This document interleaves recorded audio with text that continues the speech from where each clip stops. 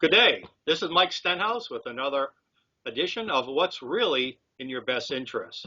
Today we're with my colleague, Justin Katz. Justin is our research director for our center and the editor of the Ocean State Current, which is our center's journalism and blog site. Welcome, Justin. Hey, thanks for having me.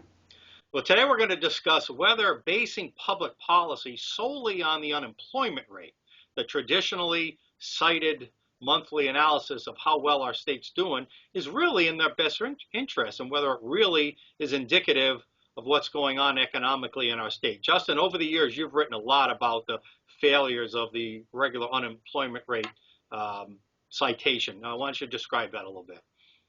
Well, one of the key observations of that is, as I've been doing monthly posts showing employment and unemployment, labor force and all that, two things have been really noticeable to me. For one, the numbers go unrealistically high, often in Rhode Island, especially often early in the year. For some reason, for 2 or 3 years running, you get this giant rocket where it seems like suddenly the economy is taking off, and there's absolutely no evidence in the real world that that's happening.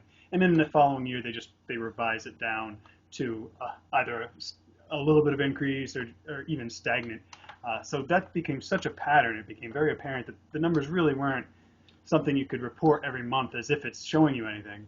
So basically, lawmakers and the public and the media are maybe getting a false impression of what's going on out there. Is that right? Oh yeah, absolutely. I mean, if last year, for example, if you stopped the clock and looked and took stake at the end of the legislative session, you'd say Rhode Island's in a jobs boom. I mean, there were months where Rhode Island gained the most employment of any state in the country. And yet, if you looked at tax returns and other such data to confirm this, there was nothing. It was just made up, essentially. And further, the unemployment rate is just a very, very narrow snapshot of a single point in time, right? We're really not looking, because there are a lot of people who could be unhappily employed or long-term unemployed or looking or underemployed, and the unemployment rate doesn't really capture all that, does it? Right. Well, that was the other big thing I observed, was that if you have both a labor force that's shrinking and employment that's shrinking, then that's an improvement of your unemployment rate. So it doesn't make sense. It became almost like, during the Chafee administration, it became almost like the idea was if we could get enough people to quit looking for work, our unemployment rate would go up, and that would be the great outcome for our economy. Right. And that's really not a good way to assess your economy, is getting people to quit. And that's one of the frustrations you and I have talked about privately, and that's why we came up with, or I should say you came up with, this idea. So we wanted to have a broader measure. I challenged Justin, viewers, to have how do we come up with a broader measure of economic well-being in our state? So we came up with the Jobs and Opportunity Index. So in a nutshell, Justin, what is JOI, J-O-I? Well, basically it takes 13 indicators, separate indicators, and puts them in an equation so that anything that should be seen as positive makes your final score go up, and anything that should be seen as negative makes it go down. We broadened it to include not only labor force and employment, but also jobs in the state, which is a different number. A lot of people don't understand that.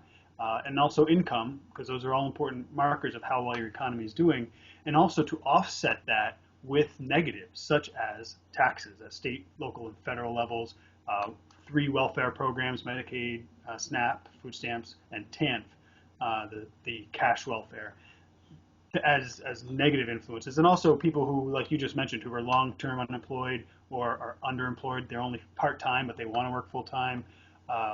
And people who would kind of look for work. So they're not technically unemployed because they're not looking, but they would, except for something. Either they gave up and they're, quote, discouraged, or something else is going on in their lives that's just keeping them from looking. So not only do we have a broader view of the good things, the positive things that can happen in the economy, we have some indication of the negative things, which the government statistics, when they're calculating employment and the economy, don't really take into consideration.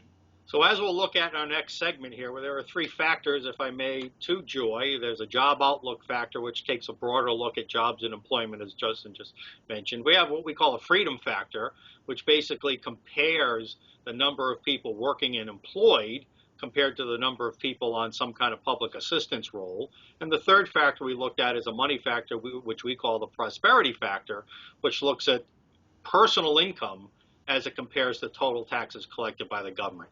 We'll get into looking at how Rhode Island is faring on the Joy Index when we come back on our edition of What's Really in Your Best Interests.